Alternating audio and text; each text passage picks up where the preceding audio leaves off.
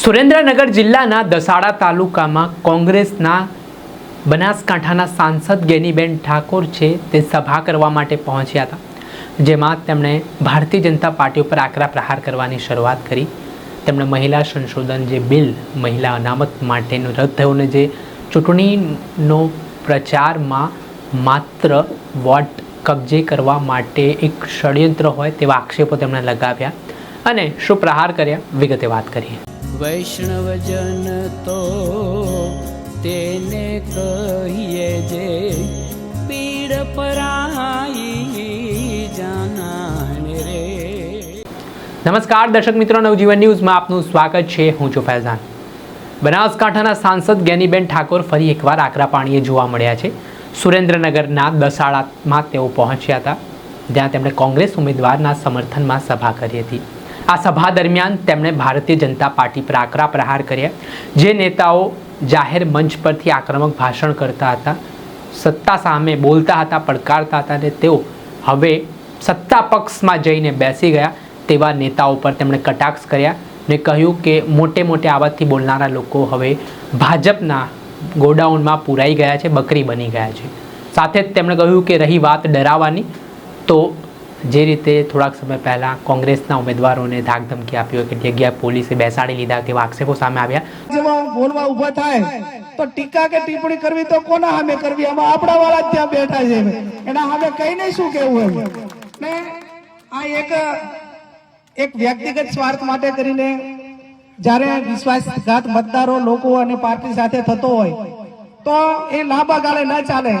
અને ભારતીય જનતા પાર્ટીમાં અહીંથી કોંગ્રેસ વાળો જાય ને એ ખાનગી રીતે તો એવું કે આ બાજુ ઓછીકું ના કરતા આ એવડો મોટા ગોડાઉન બનાવેલા છે એટલે ઉપયોગ કરીને ગોડાઉનમાં નાખી દેવાનો કાટમાળમાં, ભરતી વારનું કોઈ નામ લેતા નહીં।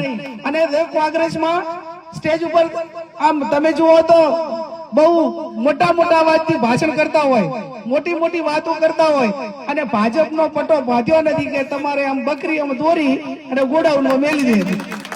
આવી હાલત એ અહીંથી ગયા પછી જે કાર્યકરો કે આગેવાનો કે વ્યક્તિગત સ્વાર્થ માટે જાય ને એ એમની હાલત આવી હોય છે। એક પણ મળતું સ્ટેટમેન્ટ કે એમના વિસ્તારના કામો માટે ના બોલી શકે। એમને લોકસભામાં ભાષણ કરવાનું હોય તો લખેલું આપે વાંચવાનું, વિધાનસભામાં એમને કઈ વાત કરવાની હોય તો લખેલું હોય એ વાંચવાનું, એના સિવાય પ્રજાના જે પ્રશ્નો હોય કે વિસ્તારના પ્રશ્નો હોય એને કઈ લેવા દેવા હોતું નથી। અને વાત કરે બધાને દબાવવાની, ધમકાવવાની, તો એમને ખબર હોવી જોઈએ। મોતીભાઈએ જે વાત કરી એ પ્રમાણે હું વાત કરું કે તમારી ભાજપની ઓકાત નથી, તાકાત નથી। આ દેશમાંથી અંગ્રેજોના 200 વર્ષના શાસનને કોંગ્રેસે એક ઝાટકા ઉખાડીને નાખી દીધું હોય કે ગોરો સામે લડ્યા હતા અને તમે તો ચોરો છો। પહેલા કોંગ્રેસ ગોરો સામે લડી અને હવે કોની સામે લડવાનું છે? ચોરો સામે। કોની સામે લડવાનું છે? ચોરો। તો આ દેશની અંદર તો ગોરોને ભગાડવામાં કોંગ્રેસને પીછેહટ ન કરવી પડી હોય અને એને નેતાઓએ ઉખાડીને નાખી દીધા હોય, આ જવાહરલાલ નહેરુ કે બધાય જેટલા ઘરે નથી રહ્યા એટલા જેલમાં રહ્યા છે। આ દેશની આઝાદી માટે કરીને દેશના લોકોએ કુરબાની આપી છે। તમે તો બધું તૈયાર હતું ને ખાવાય, તમારા એક નેતાનું નામ આપો કે આ દેશની આઝાદી માટે અત્તર બાવળનો કાંટો લાગ્યો હોય ને એવો એક નેતાનું નામ આપો તો અમે તમને અભિનંદન આપશું। માત્ર ટીકાઓ સિવાય કઈ વસ્તુ એમના ભાગમાં નથી આવી। ત્યારે હું આપ સૌને વિનંતી કરું છું કે આપણા હમણાં તમે જુઓ તો મહિલા અનામત બિલનો ખરડો લાવ્યા ને ભાઈ, મહિલા અનામતનું બિલ 2023માં સર્વાનુમતે પસાર થઈ ગયું। કોંગ્રેસ પાર્ટી અને બધા પક્ષો એને ટેકો આપ્યો કે તમે આને 2024માં લાગુ કરી દો, તમને કોણ ના પાડે છે? પણ એ ટાણે તો લાગુ નતું કરવું, એ ટાઈમે તો મહિલાઓને સીટું નથી આપી। એમને શરત મૂકી કે ભાઈ આનો અમલ 2029માં કરવામાં આવશે। તો 2029માં એનો અમલ કરવાનો હતો તો એના પછી 3-4 સત્રો મળ્યા। શા માટે તમે સંશોધન બિલ ના લાવ્યા? પણ આ તો 5 રાજ્યોની ચૂંટણી હતી અને 5 રાજ્યોની ચૂંટણી હતી એટલે સંસદ સભ્યો બધા એંગેજ હોય અને ત્યાં દેશમાં મહિલાઓના વોટ લેવા માટે કરીને 3 બિલ ભેગા લાવ્યા। એક બાજુ સીમાંકન કરવાનું, એક બાજુ વસ્તી ગણતરી કરવાની અને એક બાજુ મહિલા સંશોધન બિલને બહાલી આપવાની। તમારે મહિલાઓને અનામત આપવા માટેની તમારી મહેચ્છા હોય, તમારી ઈચ્છા શક્તિ હોય તો કોંગ્રેસે તો 2023માં કહી દીધું કે તમે આજથી કરીને એનો અમલ કરો, પણ મહિલાઓને હક્કે અધિકાર આપવા નથી। માત્ર મહિલાઓના નામે સમગ્ર દેશની અંદર વોટ લેવા છે। અને હું તો એમને જાહેર સ્ટેજ ઉપર કહું, ભાજપના તમામ નેતાઓને, કે તમારી તાકાત એ લોકોના કામ થકી નથી, તમારી તાકાત કે ક્રેડિટ એ લોકોની તમારી છબીથી વોટ લેવા માટેની તાકાત તમારામાં નથી. એટલા માટે કરીને મહિલાઓને આગળ કરીને રાજકારણ કરવા માંગો છો, અને જે મહિલાઓના નામે રાજકારણ કરે ને એના જેટલા કોઈ બીજા કાયર ના કહેવાય. આ કાયર લોકો છે કે જે પોતાની સત્તા માટે કરીને મહિલાઓને આગળ કરે છે. એટલે આવનાર સમયની અંદર આપ સૌ સાથે મળીને 26મી તારીખે જિલ્લાને તાલુકા પંચાયતની ચૂંટણીનું મતદાન છે.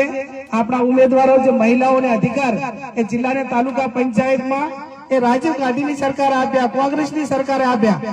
આજે હું સંસદ સભ્ય છું તો હું 15 વર્ષ 10 વર્ષ તાલુકા પંચાયતની પ્રમુખ રહી, જિલ્લા પંચાયતમાં રહી, 2 વખત ધારાસભ્ય રહી. એટલા માટે કરીને હું લોકસભા સુધી પહોંચી. અને જિલ્લાની તાલુકા પંચાયતમાં મહિલા અનામતનો ખરડો આજથી 30 વર્ષ પહેલા કોંગ્રેસની સરકાર ના લાવી હોત તો મારા જેવા કે અમને આ બેન હમણાં બા બેઠા છે, મારું સ્વાગત કર્યું, આ ઉમેદવાર છે, આ ઉમેદવાર છે, આમને એકેયને સ્ટેજ ઉપર બેહવા દે ખરા? કોઈ બેહવા દે? મને ના બેહવા દે. આ તો ચૂંટાણી સંસદ સભ્ય થઈ એટલે, નહીતર તો બાપુ રિયાલિટી ના. પછી એમાં ગમે તે હોય પણ મહિલાઓને હકને અધિકાર જો કોઈ આપ્યા હોય તો એ કોંગ્રેસ પાર્ટીએ એને ઉદાહરણ આ ઉમેદવારો આજે સ્ટેજ ઉપર બેઠા છે, તમને બધાને વોટ માટે કરીને વિનંતી કરે છે. એનું નામ મહિલા સશક્તિકરણ કહેવાય કે ભાઈ જિલ્લામાં, તાલુકામાં અને નગરપાલિકાઓમાં અનામત આપો તો મહિલાઓ પોતે વહીવટ કરવા માટે સક્ષમ બને અને લોકોની સેવા કરવામાં નાના મોટા અનુભવના આધારે એ આગળ વધી શકે. આ કામ એ કોંગ્રેસ પાર્ટીએ કર્યું. અહીંયા આમ તો ધમકીની વાત વારંવાર થાય કે ભાજપના અધિકારીઓના વહીવટી તંત્ર બધા ધમકી આપે છે. અને હમણાં અમારે એક સીટ ઉપર ઉમેદવારને ફોર્મ પાછું ખેંચાવવા માટે કરીને આખું પોલીસનું વહીવટી તંત્ર ગયું. આ પોલીસની છબી અને પોલીસને જો ખરાબ કરી હોય ને એની ક્રેડિટ બગાડી હોય ને તો આ છેલ્લા 10-15 વર્ષમાં જે ભાજપે બગાડી ને એટલે કોઈ સરકારે એક બગાડી હોય કે જેને પોલીસને પોલીસનું કામ કરવા દેતા નથી. કોના ઉપર ધમકીઓ આપવાની, કોના ઉપર વસ્તી ભેગી કરાવવાની, ક્યાં હપ્તા ઉઘરાવવાના, કોના ઉપર કેસ કરવાના, સાચા કે ખોટા, આ કામ પોલીસનું નથી. પોલીસને મજબૂર કરે છે. બધી પોલીસ એવી નથી હોતી, પણ ક્યાંક પ્રમોશન લેવા માટે કે પોતાને સારી જગ્યા લેવા માટે કરી અને વાલા લાગવા માટે કરીને પોલીસ અધિકારીઓ એ પોતાના વર્દી કે જેને એ પોલીસ હોય, તલાટી હોય, મામલતદાર હોય કે કોઈ પણ સરકારી કર્મચારી હોય તો એને પગાર કોણ આપે છે? તમે અને હું. સવારે દાળ ઉગે, સવારે 7 વાગે કે જેટલા વાગે ઉઠીએ ને, બ્રશ કરીએ ત્યાંથી કરીને ઊંઘીએ ત્યાં સુધી જેટલો ટેક્સ ભરીએ ને એ ટેક્સનો પગાર આપણે બધાને આપીએ છીએ. અને બંધારણ પ્રમાણે દરેક ખાતાને કામ કરવા માટેનો એક આપણાને એક બ્યુરોક્રેસી આખી સિસ્ટમ બનાવી છે. અને એટલા માટે એમને દરેકે એમનું કામ કરવું જોઈએ. આ તો ધમકી આપવા જાય અને ત્યાં થઈને પાછું એવું કીધું કે આ એ વાહમાં જઈને એવું કીધું કે આ દારૂનો ધંધો કોણ કરે છે એમને કે ઉપાડી દેવાના. પાછા કોણ ગયા? પોલીસ વાળા, પીઆઈ ને એના બીર જમાદાર ને આ બધા. હવે પોલીસનો ભાઈ દારૂનો ધંધો કોણ કરે છે એ પોલીસ વાળાને વધારે ખબર હોય કે આપણને ખબર હોય? હપ્તા ઈ લેતી એને ખબર ના હોય કે આમાં દારૂ કોણ પાડે છે? એને ખબર હોય કે ભાઈ દેશીના હપ્તા કોણ લે છે, ઇંગ્લિશના કોણ લે છે, એના ગાડીઓ ચલાવવા માટે જે તમે ગાડીઓની લાઈન નીકળે ને તો પોલીસને કોઈ ગુનેગારોને પકડવા માટેનું વોટ્સએપ ગ્રુપ ના ચાલે, પણ પોલીસને આખી લાઈનની ગાડીઓ ચાલે છે ને એ આખું વોટ્સએપ ગ્રુપ ચાલે કે ભાઈ હવે અહીંથી ગાડી પસાર થઈ અને બનાસકાંઠાથી નીકળી છે એટલે દસાડા થઈને સૌરાષ્ટ્રમાં જવાની છે કે જે તે પોલીસના તાબામાં આવતી હોય ને પસાર કરવાની. આ તો રાજા રજવાડાની વાતમાં તમે જો આવી સિસ્ટમ ચાલે પોલીસ ખાતા. એટલે જે કામ વહીવટી તંત્રને કે અધિકારીઓને કે જે કરવાનું છે લોકોના હિતમાં કરવાનું છે નથી થતું, અને એના બદલે ક્યાંક ને ક્યાંક જે કામો નથી કરવાના થતા એ કામો થાય છે ને એના કારણે લોકોની અંદર રોષ છે. હું તમને બધાને ખાતરી આપું છું કે તમારું કોઈ પણ નાના મોટું કામ હશે તો કોંગ્રેસના આગેવાનો એ ક્યાંય તમારા માટે પીછેહટ નહીં કરે. અને આ લોકશાહી છે, આ લોફરશાહી નથી, આ લોકશાહી છે. અને લોકશાહીની અંદર સ્વતંત્ર અધિકારો છે. આપણો નેતા રાહુલ ગાંધી એમ કહેતા હોય કે ડરો મત, રાહુલ ગાંધીનું મકાન લઈ લીધું, એનું સંસદ સભ્ય પદ રદ કરી નાખ્યું, 4000 કિલોમીટર ચાલ્યો, 40 જેટલા કેસ કર્યા, ઈડી લાવી, સીડી લાવી, બધું લાવ્યું, પણ એ મારા ના ડગ્યો. આજે પણ કીધું કે હું નથી ડરવા વાળો અને નથી મારા કોંગ્રેસના કાર્યકરો ડરવા વાળા. તમારામાં તાકાત હોય એટલો જુલમ કરી લેજો અને જે દાડે વારો આવે ને એ દાડે કુડીના ઘઉં ભરવા માટેની તૈયારી રાખજો. આ એક વાસ્તવિકતા છે કે જુલમ જ્યારે અતિ અન્યાય થાય, અતિ રેટ થાય, ત્યારે ભગવાન કૃષ્ણએ પણ કીધું છે કે જ્યાં અધર્મ વધી જાય, જ્યાં અસત્ય વધી જાય, જ્યાં અત્યાચારો વધી જાય, ત્યાં ભગવાન પરમાત્માએ પણ કીધું છે કે એ જન્મ લેશે. અને એટલે ભગવાન કૃષ્ણએ કીધું છે કે ઉઠો ઉઠો પાર્થ ઉઠાવો બાણ, હવે તો યુદ્ધ એ જ કલ્યાણ. અને આ લોકોની સામે યુદ્ધ એ જ કલ્યાણ. અને યુદ્ધ એટલે આપણે કોઈ હથિયારનું યુદ્ધ નથી કરવાનું, આપણે કોઈ દાદાગીરીનું યુદ્ધ નથી કરવાનું, આપણે કોઈ હિંસાઓ નથી કરવાની, પણ આપણાને લોકશાહીમાં બંધારણમાં જે મતાધિકાર મળેલો છે એ મતાધિકાર થકી આપણે એમને જવાબ આપવાનો છે. એટલે આપ સૌને એટલે બાબરથી વિનંતી કરવા આવીશું કે 26મી તારીખે આપણા જે 4 જિલ્લા તાલુકા પંચાયતના ઉમેદવાર અને જિલ્લા પંચાયતના ઉમેદવાર એ મહેતુબાના જે ધર્મપત્ની છે એમને બધાને જીતાડીને વિજયનો વરઘોડો કાઢજો. આ દસાડા એટલા માટે કે દસાડા સાથે મારો બાપુ આમ જૂનો નાતો છે કે 1975 મારા ફાધર એ તાલુકા પંચાયતના સભ્ય હતા અને એમને દસાડા જાગીરે ત્યાં માનસી બાપુ અમારા દિયોદર દરબાર કે તાલુકા પંચાયતના પ્રમુખ થવાના હતા અને એ બધા સભ્યો હતા ને એમને મારા ફાધરને બધાને 1 મહિનો દસાડા મહેમાનગતિ કરાવી હતી, ભવ્ય મહેમાનગતિ કરાવી હતી.